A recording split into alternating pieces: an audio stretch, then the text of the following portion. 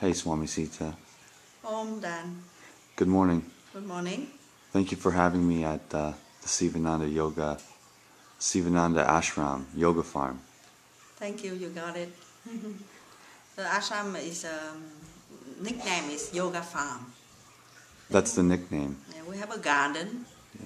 And we have animals, but it's basically it's a yoga farm, and we cultivate yogis. Yeah. What is a yogi? The yogi is the one that practice yoga life, and yoga life is like I said this morning, is the complete wholesome kind of life that is rehauling our whole complete personality and lifestyle. So there is the physical aspect, like we are vegetarian and you just had a wonderful juice fast here for 5 days. But also we are doing asana, which is the yoga exercises every day, twice a day.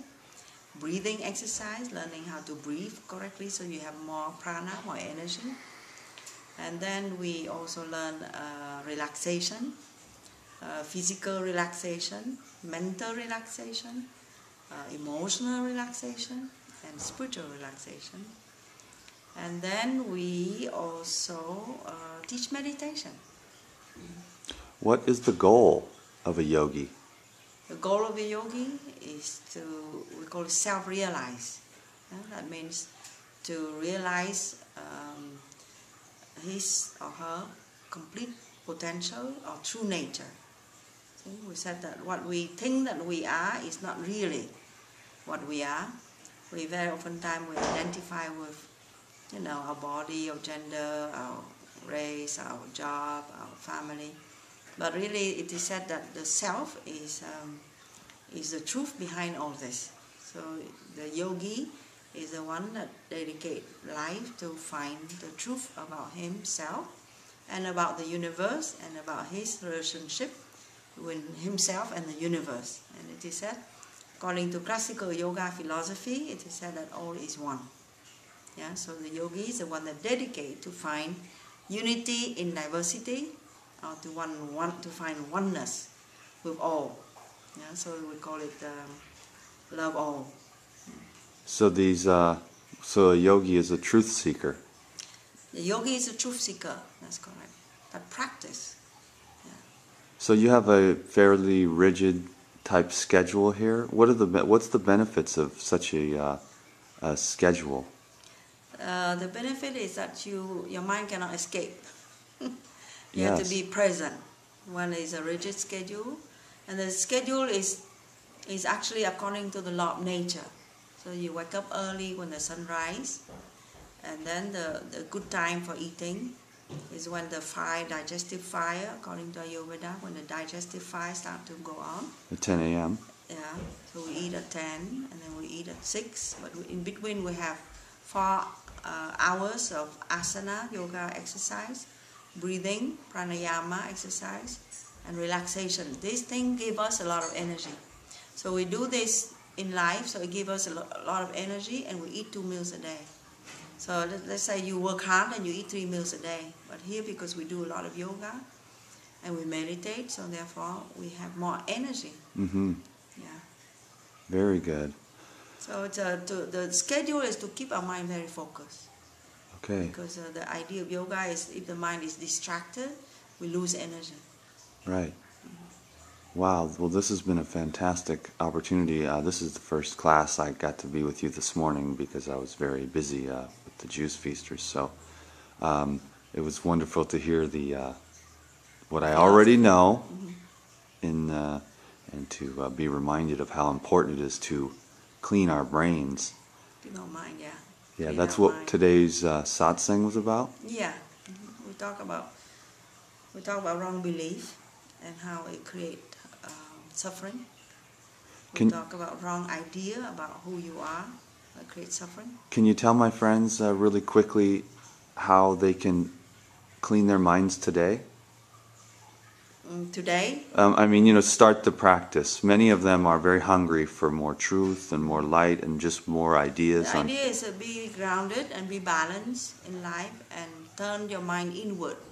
Instead of turning externally, looking for happiness external, turn your mind inward. That means start to practice self-inquiry and meditation in order for you to observe the mind and know that the mind is not you, what it projects is not reality.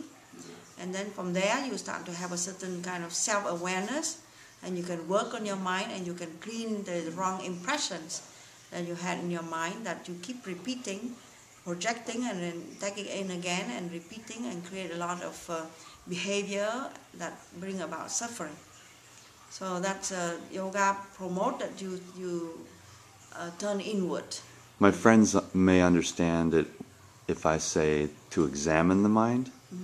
Would that be a fair statement? Yeah, to observe. Right, just to observe. To observe it. Yeah. And Not learn about it. Yeah, not judging it. Cool. Yeah. So just to observe it, to say, oh, yeah, this mind is doing this mind is doing that. That's not necessarily the truth, you see. For example, if you know that you have a tendency liking something, tendency disliking something, then you know that it's just your mind tendency, but it's not the truth. Likes and dislikes. Likes and dislikes. Yeah. And so there is no necessarily like or dislike or right or wrong. Everything Correct. just is what it is. But you have to learn to know it. So how did you, we'll wrap it up. I wanted to, I'll show everyone Sivananda, and you can tell everyone a little bit about Sivananda and Swami, Swami Vishnu Devananda, who is the founder of this ashram yoga farm that is here. We celebrate 40 years anniversary this year. It's one of the oldest ashram in North America. So Swami Sivananda is the teacher of Swami Vishnu Devananda. He's a medical doctor. He lives in 1887, 1963. He left his body in India. He's a master in Himalaya. And Swami Vishnu Devananda started at 17, very young with him.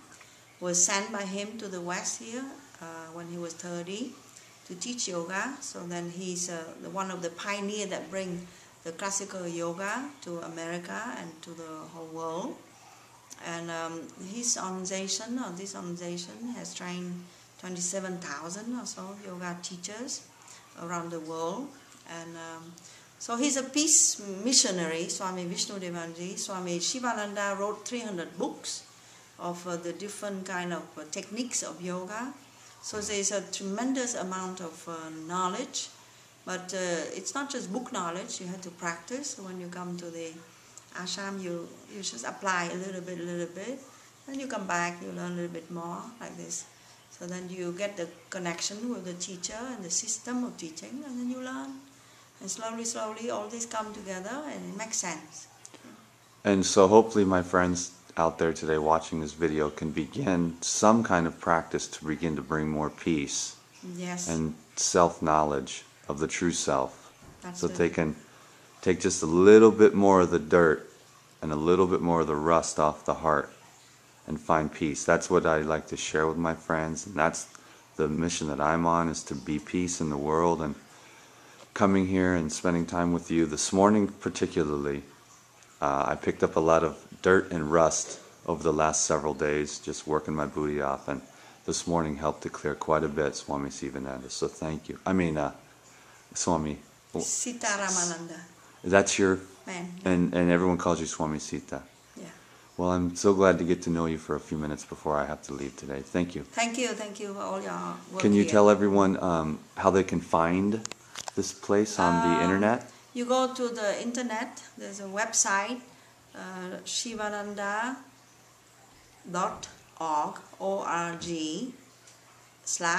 /yoga farm. Okay, I will put a link down. /grass valley. I'll put a link down farm. below. I think that I have it. shivanandayogafarm.org. And people can come here and learn the true yoga. The authentic classical yoga. Okay. Yeah. Thank you, Swami Sita. Most welcome. Peace be with you. Don't forget Krishna there too. Krishna, Jesus, and Buddha, like I always say. Peace.